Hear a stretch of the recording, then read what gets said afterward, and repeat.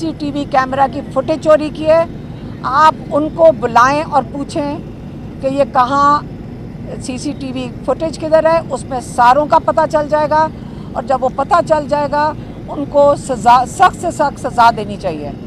लेकिन हम as a family की तरफ से ये कहना चाहते हैं कि हमारी अब वो उस लेवल पे, अब उस वहाँ पे बात पहुँच गई है कि ये ना सोचें कि हम आराम से यहाँ बैठ के ये तमाशा देखते रहेंगे।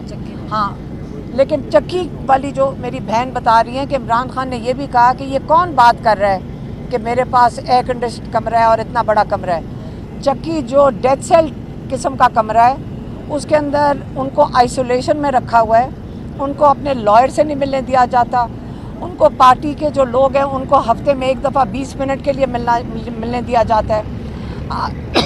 आज भी जब हम खड़े थे तो हमें 10 मिनट के लिए उन्होंने खड़े नहीं होने दिया गया।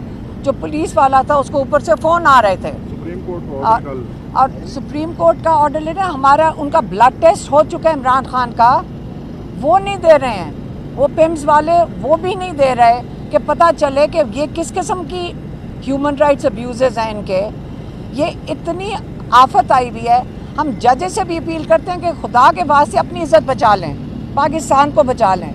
लेकिन अब ये बस करना चाहिए, कितनी देर तक ये चलाएंगे। इमरान खान ने नहीं कोई डील करनी, हम आपको बता देते हैं फिर से, इमरान खान ने डील नहीं करनी।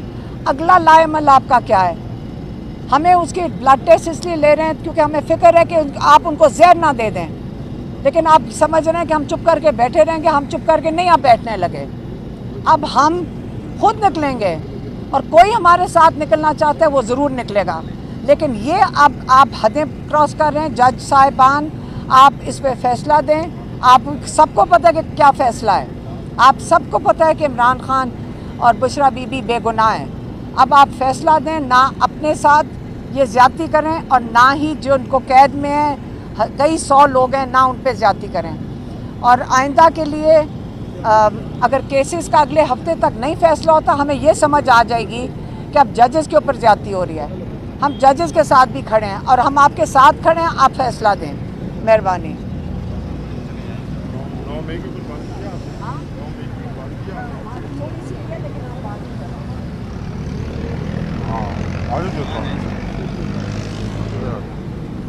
बिस्मिल्लाहिर्रहमानिर्रहीम।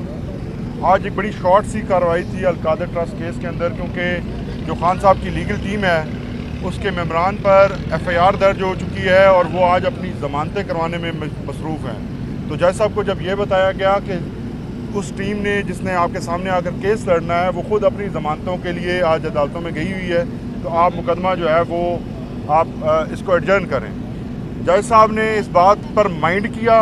हमारे लिए बड़ा सरप्राइज़ था कि वो किस तरह इस बात को माइंड कर सकते हैं कि वो वकला जो हर रोज़ आपके सामने पेश होते हैं इस केस में 10-10, 12-12 घंटों की लंबी हेयरिंग्स होती हैं, वो सारी अटेंड करते हैं। तो अगर उनकी अपनी ज़ात के ऊपर FIR दर्ज हो चुकी है और वो भी दहशतगर्दी जैसी स्वेर जो प्रोविजंस हैं उसके तहत मुकदमात दर्ज हो चुके हैं, तो वो किस तरह बग़ैर प्रोटेक्शन के आपके सामने पेश हों। अलबत्ता थोड़ी देर के बाद उन्होंने कहा कि अदालत को फौरी तौर पर खाली कर दिया जाए, और हमारी जो आपस में खान साहब के साथ मुलाकात थी, वो बातचीत थी, उसको उन्होंने अधूरा रखा और फ़ौरन हमें निकलने का कह दिया गया। दूसरी इम्पॉर्टेंट चीज़ जिसके ऊपर खान साहब ने कमेंट किया है वो आप सबके सामने रखना बहुत ज़रूरी है। खान साहब ने अखबार में पढ़ा कि फॉर्मेशन कमांडर्स की मीटिंग हुई है जिसके अंदर 9 मई के ऊपर बहुत ज़्यादा तशवीश का इजहार किया गया है। खान साहब ने ये कहा है कि हम भी इसी तरह की तशवीश रखते हैं और हम भी चाहते हैं कि 9 मई के ऊपर तहकीकात हों, और हम बिल्कुल तैयार हैं कि 9 मई के ऊपर जिस किस्म की तहकीकात या कमीशन बनाया जाता है हम हर तरह से तैयार हैं कि उसमें कोऑपरेट करें। लेकिन 2 चीज़ें उन्होंने कहा कि ये ज़रूर होनी चाहिए उसके अंदर जो भी कमीशन तहकीकात करे।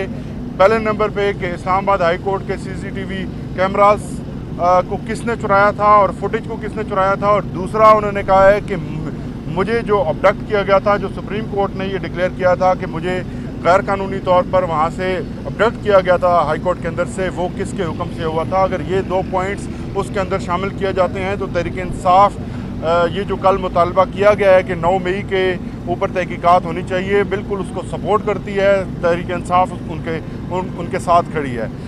تیسری امپورٹنٹ چیز یہ ہے کہ ابھی فیملی نے بھی تھوڑی دیر پہلے اناؤنس کیا کہ خان صاحب کسی قسم کی کوئی ڈیل نہیں کرنا چاہتے، وہ ان کی کسی قسم کی کوئی بات چیت نہیں ہو رہی، وہ صرف اپنے مقدمات کو قانون و انصاف کے مطابق حل کروانا چاہتے ہیں۔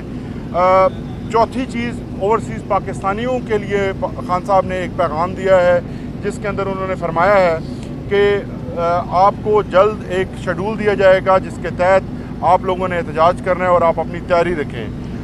سوشل میڈیا کے لیے خاص طور پر خان صاحب نے اپنا پیغام جاری کیا ہے کہ یہ سوشل میڈیا میری طاقت ہے۔ میں ان تمام نوجوانوں کو جو سوشل میڈیا کے والنٹیئرز ہیں ان کو خراج تحسین پیش کرتا ہوں اور ان کی خدمات کو میں سراہتا ہوں۔ بہت شکریہ۔